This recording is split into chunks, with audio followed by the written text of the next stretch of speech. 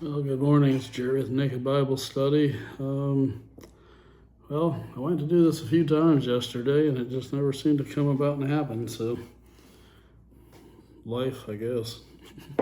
Sometimes that happens, I suppose. Um, we make plans, but plans don't always work out the way we want them to. Anyhow, we got 2 chapters left in the book of Acts.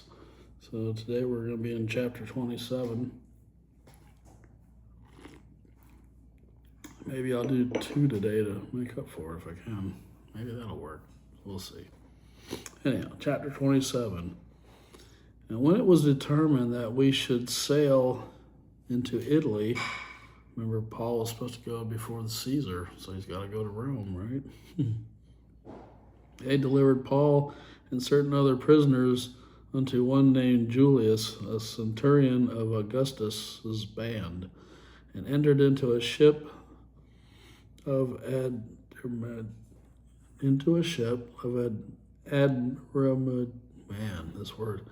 Adramyttium. We launched, meaning to sail by the coast of Asia.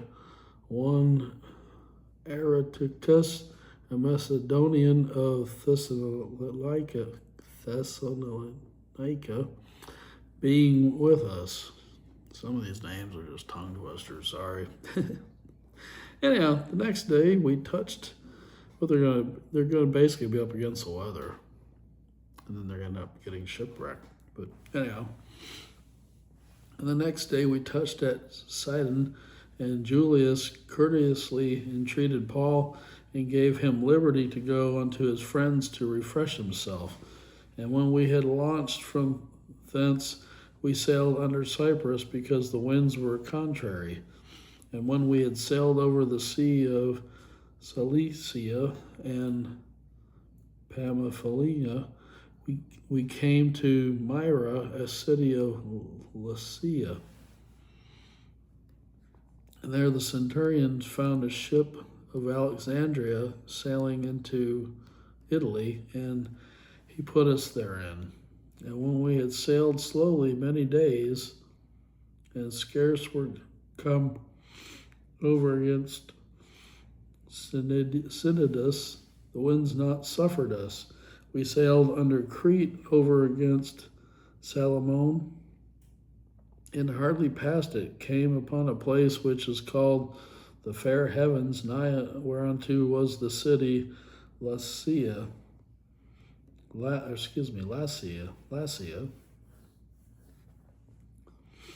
A lot of detail in this chapter. Wow. Now, when much time had spent, and when sailing was now dangerous, because the fast was now already past, Paul admonished them and said unto them, Sirs, I perceive this voyage will be with hurt and much damage, not only of the lading and ship, but also of our lives. Nevertheless, the centurions believed the master and owner of the ship more than those things which were spoken by Paul. And because the heaven was not commodious to winter, in the more part advised to depart thence also, if by any means they might attain to Phoenice, and there to winter, which is a haven of Crete, and lieth toward the southwest and northwest. And when the south wind blew softly, supposing that they had obtained their purpose, loosing thence, they sailed close to Crete. So God bless them, they're trying. Back in those days, the ships like we have today, you had to sail with the wind. That was real sailing. Years ago, when I learned how to sail, I learned to sail on a little one-person sunfish, it's called. It was very exciting to learn to sail. Anyways, verse 14. But not long after those arose against it a tempestuous wind called Eurocylidon, And when the ship was caught and could not bear up into the wind, we let her drive or run before the wind. In running under a certain inland which was called Clauda, we had much work to come by the boat, which when they had taken up, they used helps, undergirding the ship, and fearing lest they should fail into the quicksands, strake sail, and so were driven. So they're getting in a pretty bad way, is what this is all saying. And we, being exceedingly tossed with the tempest, the next day they lightened the ship, which is one of the methods they would use. Sometimes it happened, you'd have to toss aside things that were on the ship. And so they lightened the ship. Verse 19, and the third day we cast out with our own hands the tackling of the ship. And when neither sun nor stars in many days appeared, and no small tempest lay on us, all hope that we should be saved was then taken away. They're getting in a bad way. It's a bad feeling when you're out at sea. I used to be in the Navy back in the 80s. Did what we call the Westpac or Western Pacific cruise in the U.S. Navy. We had a whole different type of ship. Even then it became very obvious that, the weather and nature can be hard to you. Anyway, yeah, our claim to fame when I was in the Navy was we ran over a Russian submarine in the Sea of Japan back in '84. And anyhow, those people in that submarine went through hell, I'm sure.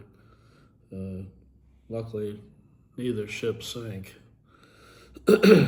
Anyhow, verse 21. But after a long abstinence, Paul stood forth in the midst of them and said, Sirs, ye should have hearkened unto me, and not have loosed from the Crete, and to have gained this harm and loss. And now I exhort you to be of good cheer, for there shall be no loss of any man's life among you, but of the ship. For there stood by me this night the angel of God, whose I am and whom I serve, saying, Fear not, Paul, thou must be brought before Caesar, and lo, God hath given thee all them that sail with thee. So the angel of the Lord came to Paul and basically let him know, you're going to live, the ship's not going to make it. Wherefore, sirs, be of good cheer, for I believe God that it shall be even as it was told me. Howbeit we must be cast upon a certain island. But when the 14th night was come upon, as we were driven up and down in Adria, talk about the Adriatic Sea, actually, about midnight, the shipmen deemed that they drew near to some country, and sounded and found it 20 fathoms. And when they had gone a little further, they sounded again and found it 14 or 15 fathoms. Sounding was their method of determining how deep the waters were.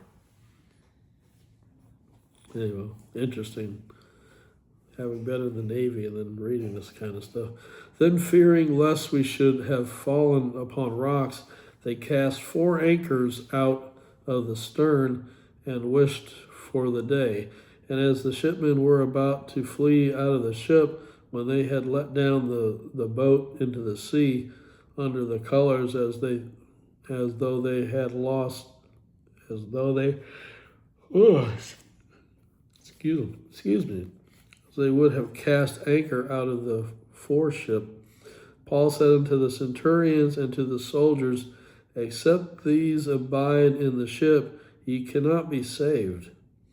Then the soldiers cut off the ropes of the boat and let her fall off. And while the day was coming on, Paul besought them all to take meat, saying, This day is the 14th day that ye have tarried and continued fasting, having taken nothing. 14 days they're out there fighting the storm. They were fasting. They hadn't eaten. Wherefore I pray you to take some meat. Meat back then was just if you ate something. It wasn't necessarily like, chicken or fish or whatever. It was just food. All right. Where were we? Wherefore I pray you take some meat, for this is for your health. For there shall not any hair fall from the head of any of you. And when he had thus spoken, he took bread and gave thanks to God in presence of them all. And when he had broken it, he began to eat. Then were they all of good cheer, and they also took some meat. And we were in all in the ship 216 souls, which is 276 people or souls on the ship. And when they had eaten enough, they lightened the ship and cast out the wheat into the sea. So they're getting ready. All the weight, anything excess on this boat, they're just trying to do whatever they can to survive. And when it was day, they knew not the land, but they discovered a certain creek with a shore, into which they were minded, if were possible, to thrust in the ship. Excuse me. And when they had taken up the anchors, they committed themselves unto the sea, and loosed the rudder bands, and hoisted up the mainsails to the wind, and made it towards shore. So now they're doing everything. They're going for broke, is what they're doing with this ship. And falling into a place where two seas met, they ran the ship aground, and the forepart stuck fast, and remained unmovable, but the hindered part was broken with the violence of the waves. So the front of the ship, they ran into the rocks, and the back part was still basically afloat, and it broke it up. And the soldiers' counsel was to kill the prisoners, lest any of them should swim out and escape.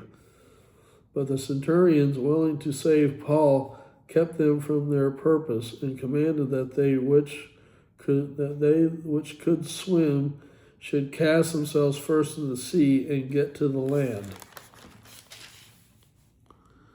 And the rest, some on boards, and some of broken pieces of the ship. And so it passed that they escaped all safe to the land. That takes us up to the last chapter of the book of Acts. That'll be chapter 28. Hope you've enjoyed this. It's kind of a bit of a hard read, but sometimes it is. It's okay. Interesting, though, to read through it. Love you. You have a great day. Bye.